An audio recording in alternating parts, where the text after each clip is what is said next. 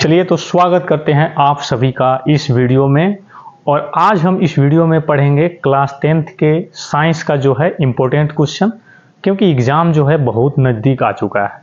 तो अब जो है हमें इधर उधर से प्रश्न नहीं पढ़ने हैं, आपको वही प्रश्न पढ़ने हैं जो आपको एग्ज़ाम में फ़ायदा दे और एग्ज़ाम में आने की पूरी संभावना हो।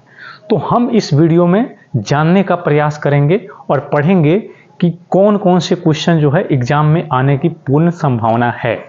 तो हम देरी नहीं करेंगे, आपका टाइम ज़्यादा नहीं लेंगे, मात्र 5 से 10 मिनट में आपको ऐसे ऐसे क्वेश्चन देंगे जो आपको समझिए तो ये शॉर्ट वीडियो की तरह छोटा सा वीडियो बनेगा, लेकिन आपको मेन क्वेश्चन इस वीडियो में मिलने वाले हैं। तो चलिए शुरुआत करते हैं इस वीडियो का। तो सबसे पहले आप पहली बार चैनल पे हैं तो चैनल को सब्सक्राइब कर दें और वीडियो को लाइक ज़रूर कीजिएगा। चलिए पहले क्वेश्चन से शुरुआत करते हैं, देखते हैं यहाँ पहला क्वेश्चन क्या है। तो देखिए पहला क्वेश्चन है आपके सामने कि उत्तल लेंस को अभिसारी लेंस क्यों कहते हैं। तो सबसे पहले जान जाइए कि उत्तल लेंस जो है वो अभिसारी लेंस कहलाता है और क्यों कहलाता है। तो देखिए हम इसको समझने का प्रयास करते हैं, ठीक है। तो देखिए जब सूर्य के प्रकाश जो ठीक है ना, तो जब सूर्य के प्रकाश जो है उत्तल लेंस पर पड़ती है, यहाँ मान लीजिए सूर्य है और उसका प्रकाश जब उत्तल लेंस पर आकर पड़ेगी ना, ये उत्तल लेंस है, ठीक है, ये सूर्य का प्रकाश। तो जब सूर्य के प्रकाश उत्तल लेंस पर पड़ती है तो गुजरने के बाद, यानी कि यहाँ से जब गुजरेगा तो गुजरने के बाद जो है क्या होगा, तो एक ही बिंदु पर मिलती है। यानी कि जब सूर्य का प्रकाश किसी भी उत्तल लेंस से होकर गुजरती है तो गुजरने के बाद क्या होती है, सभी किरणें जो है एक ही बिंदु पर मिलती है, ठीक है। उत्तल लेंस के इस गुण के कारण ही इसे अभिसारी लेंस कहते हैं। तो उत्तल लेंस के अंदर कौन सा ऐसा गुण है जिसे हम इसे अभिसारी लेंस कहेंगे। तो देखिए उत्तल लेंस पर जब भी प्रकाश की किरणें पड़ेगी तो गुजरने के बाद जब उत्तल लेंस से गुजर के निकलेगी तो सभी किरणें जो है एक ही बिंदु पर मिलेगी, ठीक है। इसी गुण के कारण ही उत्तल लेंस को हम क्या कहते हैं, अभिसारी लेंस कहते हैं। तो इसको अच्छे से नोट कर लीजिए, इससे आसान भाषा में आंसर आपको कहीं नहीं मिलने वाला है। आप कहीं मत जाइए, वीडियो में थोड़ा देर बने रहिए, आपको पूरी जानकारी सही मिलने वाले हैं, ठीक है। तो देखिए इसको आप चाहें तो अपने कॉपी में नोट कर सकते हैं आगे के लिए, ठीक है। तो चलिए हम दूसरा सवाल की ओर चलते हैं, ठीक है। चलिए दूसरा सवाल देखते हैं। दूसरा सवाल आपके सामने ये दिख रहा है कि स्वच्छ आकाश का रंग जो है वो नीला क्यों होता है। तो आकाश का रंग सबसे पहले जान जाइए कि कैसा होता है, तो नीला होता है, ठीक है। तो स्वच्छ आकाश का रंग नीला क्यों होता है, तो इसको हमें जानना है। तो हम चले इसको देखने, ठीक है। देखिए प्रकाश के प्रकीर्णन के कारण, किसके कारण, तो प्रकाश के प्रकीर्णन के कारण स्वच्छ आकाश नीला होता है, ठीक है ना। तो प्रकाश का जब प्रकीर्णन होता है, यानी कि जो ये प्रकाश है यहाँ से आएगी ना, तो एक प्रकीर्णन होगा इसका, यानी कि हवा में विचलित होगा। तो प्रकाश के प्रकीर्णन के कारण स्वच्छ आकाश नीला होता है, ठीक है। तो इसको हम और भी डिटेल से जानते हैं। तो देखिए जब सूर्य का प्रकाश, ये सूर्य का प्रकाश है, मान लेते हैं ये सूर्य है, तो जब सूर्य का प्रकाश, ठीक है, वायुमंडल से होकर गुजरती है, तो सूर्य का प्रकाश है, ये है वायुमंडल, ठीक है, वायुमंडल है जहाँ हवा भरा हुआ है। तो वायुमंडल से होकर गुजरती है तो नीला रंग, ठीक है, तो नीला रंग का तरंग दैर्ध्य कम होने के कारण, सूर्य के प्रकाश में आपको पता होना चाहिए कि 7 रंग होते हैं। सूर्य के प्रकाश में कितने रंग होते हैं, तो 7 रंग होते हैं, और उसमें नीला रंग का जो तरंग दैर्ध्य है ना, वो 7 में सबसे कम होता है, जिसके कारण क्या होता है, आकाश में ही फैल जाती है। तो इस सूर्य के प्रकाश में से 7 रंग आ रहे हैं, ठीक है, और ये जब वायुमंडल से गुजरेगा तो उसका नीला रंग उसमें का जो रहेगा ना, उसका तरंग दैर्ध्य सबसे कम होता है ना, इसलिए वो आकाश में ही इधरे फैल जाते हैं, यहाँ पृथ्वी तक नहीं आते हैं, ठीक है ना, पृथ्वी तक नहीं पहुँच पाती है, आकाश में ही नीला रंग फैल जाती है, ठीक है, उसमें आकाश में ही फैल जाती है, और जिसके कारण जो है स्वच्छ आकाश का रंग नीला होता है, नीला दिखाई देने लगता है। तो जब सूर्य के प्रकाश में 7 रंग होते हैं और उसमें सबसे कम जो तरंग दैर्ध्य है वो नीला का है, तो नीला रंग जो है पृथ्वी तक नहीं आती है, वो आकाश में ही फैल जाती है वायुमंडल होने के कारण, और इसलिए आकाश जो है वो नीला दिखाई देता है। तो आप इसे दोबारा पढ़ सकते हैं या इसको कॉपी में नोट कर सकते हैं। ये जो है बिल्कुल आसान भाषा में आंसर है। आप इसको थोड़ा देर बने रहिए वीडियो में और अच्छे से समझ कर जाइए। कुछ और भी प्रश्न है जो आपको इम्पोर्टेंट इसमें मिलने वाले हैं, ठीक है। तो इसको अच्छे से देखें। चलिए आगे बढ़ते हैं, देखते हैं अगला सवाल आपके सामने क्या है। तो देखिए अगला सवाल बहुत ही इम्पोर्टेंट, आप अगर पढ़ते हैं 10th में तो आपको पता भी होगा कि एलपीजी क्या है। इस तरह का सवाल एग्जाम में आते हैं, ठीक है। तो आपको इस वीडियो में वही क्वेश्चन मिलने वाले हैं जो एग्जाम में आते हैं, ठीक है। तो देखिए इसका पूरा नाम बताना है, एलपीजी क्या है और इसका पूरा नाम बताना है आपको। तो सबसे पहले हम शुरू करेंगे कि एलपीजी का नाम क्या है, ठीक है ना। तो एलपीजी का क्या नाम है, तो एलपीजी का पूरा नाम, एल से मतलब हुआ लिक्विफाइड, पी से हुआ पेट्रोलियम और जी से हुआ गैस। तो एलपीजी का पूरा नाम लिक्विफाइड पेट्रोलियम गैस है, ठीक है। तो एलपीजी का पूरा नाम क्या है, साथ साथ बोलते चलना है। तो एलपीजी का पूरा नाम है लिक्विफाइड पेट्रोलियम और गैस, ठीक है। आगे देखते हैं, जो एक अच्छा ईंधन माना जाता है। तो एलपीजी को कैसा ईंधन माना जाता है, अच्छा ईंधन माना जाता है। अब क्यों माना जाता है भाई, तो देखिए क्योंकि यह जो है जलने पर जहरीला गैस, ठीक है, नहीं निकालती है। तो एलपीजी को जब जलाइएगा ना, आप खाना बनाते हैं ना, वो एलपीजी ही होता है। खाना बनाने वाली जो गैस होती है उसमें कौन सी गैस है, तो एलपीजी ही होती है। क्यों ये अच्छा ईंधन है, क्योंकि यह जलने पर जो है वो जहरीला गैस नहीं निकालती है और आसानी से जलती है, ठीक है। तो आप अपने घरों में देखते हो या खाना जब बनता होगा तो क्या जब गैस से खाना बनते हैं तो क्या उसमें से धुआं निकलता है, नहीं निकलता है। इसलिए जो है एलपीजी को एक अच्छा ईंधन माना जाता है, क्योंकि वो जलेगा ना तो उसमें से कोई जहरीला गैस नहीं निकलेगा और आसानी से जलेगा भी। इसलिए एलपीजी एक आदर्श ईंधन है, एक अच्छा ईंधन है और इसका इस्तेमाल भी हम खाना बनाने में घर पे करते हैं, ठीक है। तो ये एलपीजी का पूरा नाम हो गया और ये कैसा ईंधन है इसको बताया गया इसमें। आप चाहे तो इसका स्क्रीनशॉट ले सकते हैं और इसको कॉपी में नोट भी कर सकते हैं। ऐसे क्वेश्चन का आंसर जो है आपको पढ़कर जाना चाहिए एग्जाम में। ऐसे ऐसे क्वेश्चन ही एग्जाम में आते हैं और ये बिल्कुल आसान भाषा में आंसर है। आप कमज़ोर से भी कमज़ोर होइएगा तो आपको याद हो जाएगा, क्योंकि ये थोड़ा सा भी लटपटाऊ भाषा नहीं है आपको इसमें। तो देखिए आगे बढ़ते हैं। ऐसे ऐसे क्वेश्चन आपको हमेशा मिलते रहेंगे, इसलिए चैनल को सब्सक्राइब करके ज़रूर रखिए और आप एक लाइक ज़रूर कीजिए इस वीडियो को, ताकि हम आपके लिए अगले वीडियो लेकर आते रहें, ठीक है। तो देखिए सभी तरह के क्वेश्चन है इसमें। यहाँ क्वेश्चन क्या बनता है कि संतुलित रासायनिक समीकरण क्या है, ठीक है। क्वेश्चन क्या है, संतुलित रासायनिक समीकरण क्या है, ठीक है, और इसे संतुलित करना क्यों आवश्यक है। तो सबसे पहले आपका सवाल क्या है कि संतुलित रासायनिक समीकरण क्या है और इसे संतुलित करना क्यों आवश्यक है। तो चलिए इसका आंसर भी जान लेते हैं। तो देखिए वैसा रासायनिक समीकरण जिसमें तीर के दोनों ओर, ठीक है ना, वैसा रासायनिक समीकरण जिसमें तीर के दोनों ओर तत्वों की परमाणु संख्या समान होती है। तो कुछ ऐसे रासायनिक समीकरण होते हैं जिसमें तीर के बाएं साइड भी और दाएं साइड भी दोनों तरफ जो है वो तत्वों की परमाणु संख्या क्या होती है, समान होती है। उसे संतुलित रासायनिक समीकरण कहते हैं, ठीक है। तो कैसे हम जानेंगे, तो देखिए यहाँ है H2 प्लस Cl2, ठीक है। H2 प्लस Cl2 ये दो तत्व हो गए और दोनों में क्या है, तत्वों की परमाणु संख्या 2 है। और तीर के इस साइड आएंगे तो दोनों में से 2 और H और Cl ये वाला, तो क्या हो गया 2HCl। इसमें भी 2 है और यहाँ भी क्या हो गए 2।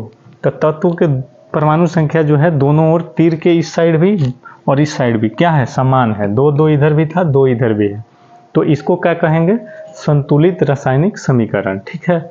और इसको क्यों संतुलित करना पड़ता है, तो इसे संतुलित करने से क्या होता है कि अभिकारकों तथा प्रतिफलों की जानकारी जो है वो मिलती है।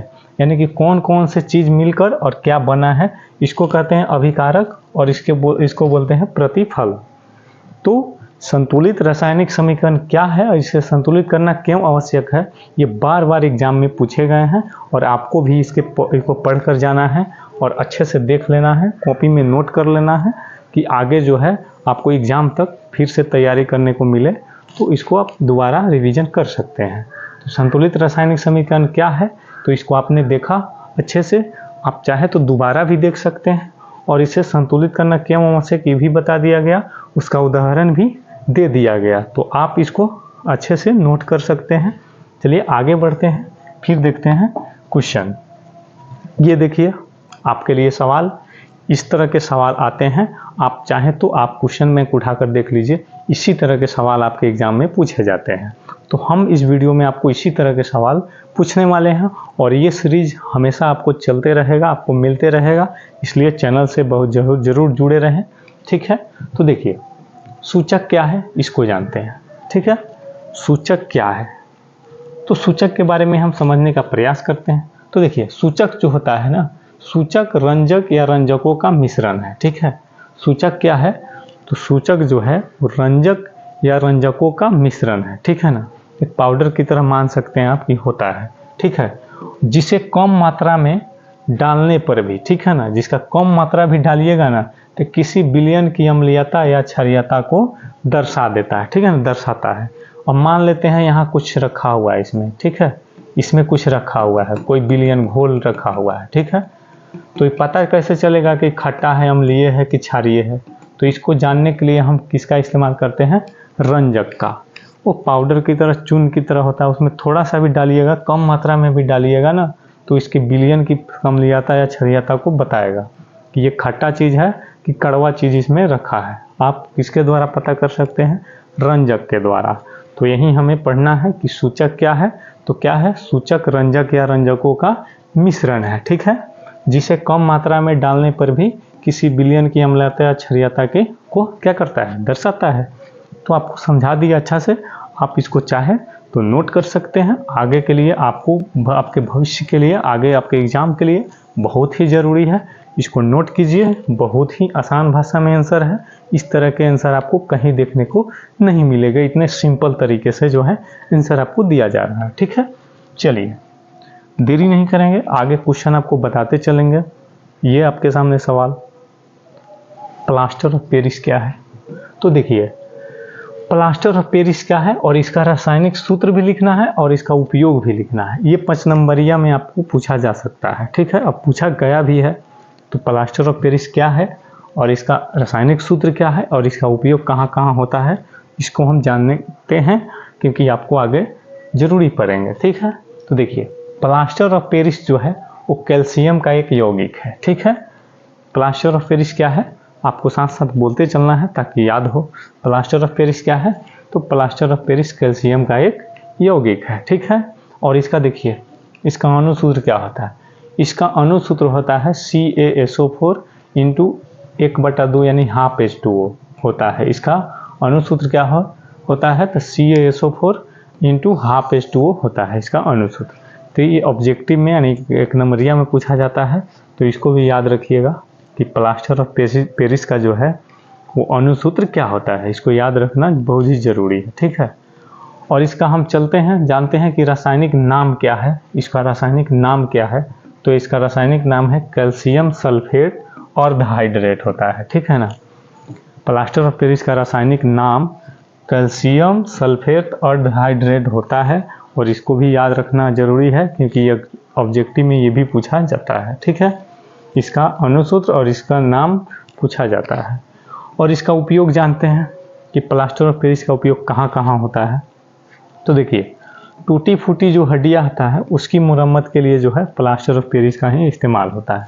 यानी किसी का हाथ पैर टूटता है तो आप देखते होंगे उजला सा पट्टी जैसा बांध देता है हाथ में या पैर में, तो वो किसका होता है, प्लास्टर ऑफ पेरिस का घोल होता है, उसी को उस पर चढ़ा दिया जाता है ताकि उस मजबूत रहे और इधर उधर नहीं डोले, ताकि हड्डी जो है जुड़ सके, इसलिए जो है उसका उपयोग किया जाता है। तो टूटी फूटी हड्डियों की मुरम्मत के लिए किसका उपयोग होता है, प्लास्टर ऑफ पेरिस का उपयोग होता है। दूसरी कि मूर्तियाँ बनाने में, आप देखते होइएगा मंदिरों में जाते होइएगा तो कि मूर्तियाँ जो होती है वो आपको लगता है पत्थर का है, लेकिन वास्तव में सभी मूर्ति ये पत्थर के नहीं होते हैं।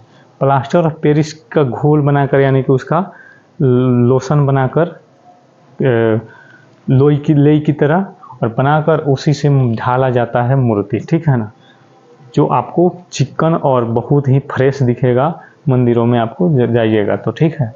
तीसरा, छत को फर्श करने में, छत जो होते हैं दीवार वार, उसको फर्श प्लेन बनाते हैं तो किसका इस्तेमाल करते हैं? प्लास्टर ऑफ पेरिस का। लोग पुट्टी भी बोलता है उसको, पुट्टी घर में बनाते हैं। ये सब इस्तेमाल होता है प्लास्टर ऑफ पेरिस का ये सब कामों में, ठीक है। तो ये नोट कर लीजिए, बहुत ही इम्पोर्टेंट है 5 नंबरिया के लिए, 1 नंबरिया के लिए और 2 नंबरिया के लिए भी, ठीक है।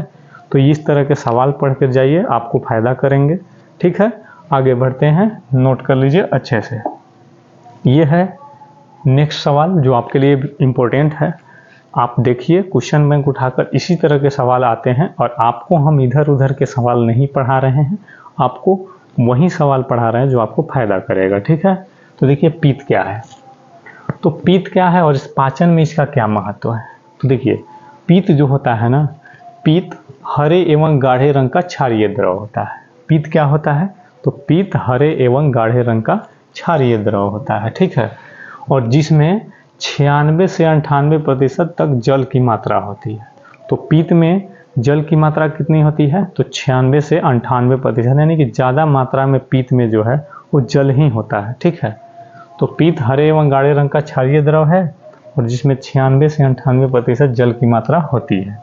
और पाचन में इसका महत्व तो जानते हैं कि पाचन में किस तरह सहायक होता है। तो आइए हम देखते हैं।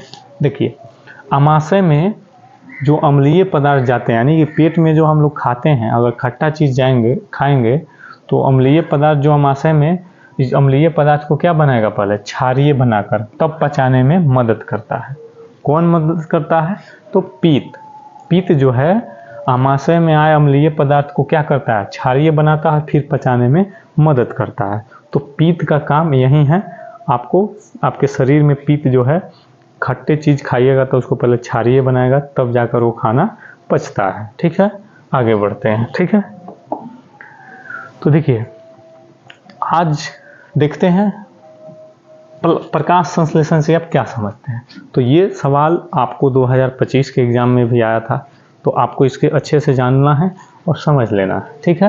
प्रकाश संश्लेषण से आप क्या समझते हैं? तो देखिए जिस प्रक्रिया द्वारा, ठीक है, जिस प्रक्रिया द्वारा सभी हरे पेड़ पौधे अपना भोजन तैयार करते हैं, तो जिस प्रक्रिया द्वारा सभी हरे पेड़ पौधे अपना भोजन तैयार करते हैं, उस प्रक्रिया को क्या कहते हैं? प्रकाश संश्लेषण कहते हैं। तो प्रकाश संश्लेषण किसे कहते हैं? तो जिस प्रक्रिया द्वारा सभी हरे पेड़ पौधे अपना भोजन तैयार करते हैं, उस प्रक्रिया को क्या कहते हैं? प्रकाश संश्लेषण कहते हैं। इस तरह के जो आंसर है आपको कहीं देखने को नहीं मिलेगा, इतना आसान और सटीक में। और प्रकाश संश्लेषण में आप देखिए कि किन किन चीज़ों की ज़रूरत होती है, इसको भी आपको उसके अंदर लिख देना है। तो प्रकाश संश्लेषण में किसके लिए किसकी ज़रूरत होती है? तो सबसे पहले जान जाइए, एक जल है उसकी ज़रूरत होती है प्रकाश संश्लेषण में, ठीक है। कार्बन डाइऑक्साइड है, इसकी भी ज़रूरत होती है। क्लोरोफिल है और सूर्य का प्रकाश है। तो कितने चीज़ हो गए? 4 चीज़। तो प्रकाश संश्लेषण में कितने चीज़ों की ज़रूरत है? 4 चीज़ों की ज़रूरत है, तब जाकर पेड़ पौधे जो है अपना खाना बनाते हैं, यानी भोजन तैयार करते हैं। तो ये जो है आज का लास्ट सवाल था। अब इसके बाद आपको इसी तरह का वीडियो चाहिए तो चैनल को सब्सक्राइब करके ज़रूर रखिए। आपको जल्द ही इस तरह का और वीडियो मिलने वाले हैं, सब्जेक्टिव भी और ऑब्जेक्टिव भी। तो चलिए, वीडियो देखने के लिए बहुत बहुत धन्यवाद। वीडियो को अपने दोस्तों के पास शेयर ज़रूर करें ताकि उनको भी इसका फ़ायदा मिल सके। जय हिंद, धन्यवाद।